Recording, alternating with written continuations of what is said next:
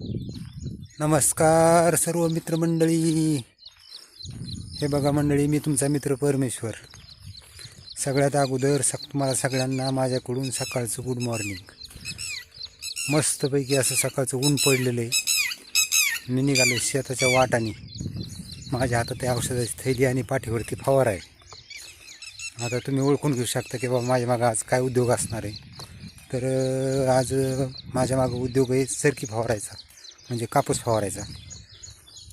3 दिवस झालं औषध आणून ठेवलं होतं, पण विषय असा झाला होता की वातावरणाने अगदीच घोंगाट असं वातावरण होतं, ढगाळ, आणि पावसाची भुरभुर चालू होती.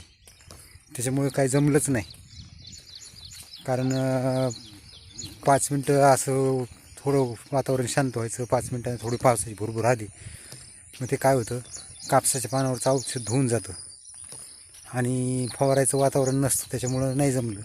आज सकाळी सकाळी छानपैकी ऊन पडलं. म्हणलं चला आता कापूस फवारून घेऊ आणि तुम्हालाही दाखवू. तर आता निघालो शेताकडं. मग भेटू आता शेतात गेल्यावर थोड्या वेळाने. आता मी फवारणीसाठी आणलेलं आहे शार्प. ही शार्पची पावडर आहे, बघू शकता तुम्ही. ही अशी शार्प.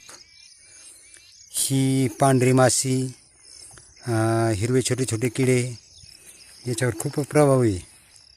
हे बघा, अशा प्रकारचे फुलकिडे, यांच्यासाठी हे उपयुक्त आहे. त्याच्यासोबतच मी आणलेलं आहे, हे बघू शकता तुम्ही, टाटा मिडा. टाटा मिडा हे खास माव्यासाठी काम करतं, जेणेकरून फास्ट रिझल्ट, एका दिवसात त्याचा मावा कापसावरचा नाहीसा होतो. आणि असा हा चार्जिंगवरचा पंप आहे. तर 15 मिलीचं प्रमाण समजा त्यांनी दिलेलं आहे. अशा प्रकारची मला याची फवारणी करायची, आणि सोबतच कापसाला बळ मिळावं वाढीसाठी म्हणून त्यांनी दिलेलं आहे सुजला 19-19-19. हे फवारणीतून द्यायचं खत आहे, विद्राव्य खत, युरियासारखं असतं, लाल पावडर आहे. आणि हे आता फवारणी वाटावरून द्यायचं आहे, जेणेकरून कापसाला जास्त उभारी सापडेल. अशा प्रकारची 3 औषधं आहेत.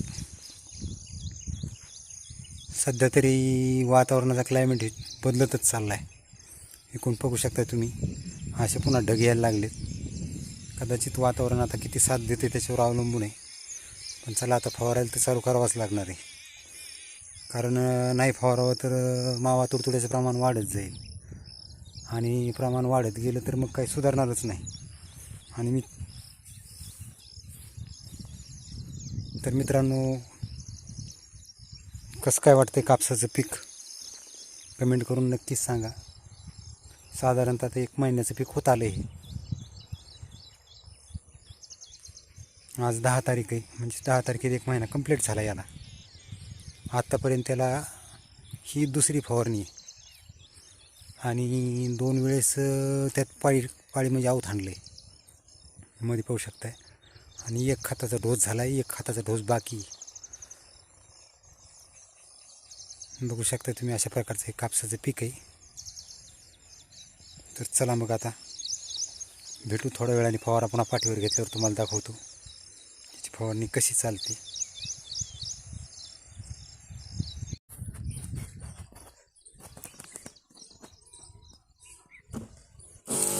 तर मंडळी, हे बघा, अशा प्रकारानं चालते फवारणी आमची.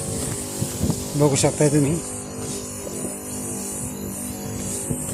हे बघा, असं खूप फास्टमध्ये चालावं लागतं, नाही तर झाडावरचं पाणी खाली जातं.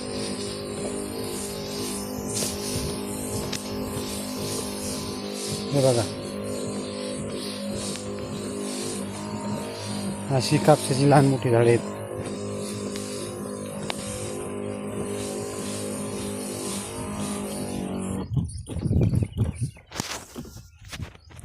अशा प्रकारे चाललेलं आहे मंडळी फवारणीचं काम. बघू शकता, आता घामसुद्धा आला आहे. तर आता भेटू नक्कीच पुढच्या व्हिडिओमध्ये. तोपर्यंत धन्यवाद.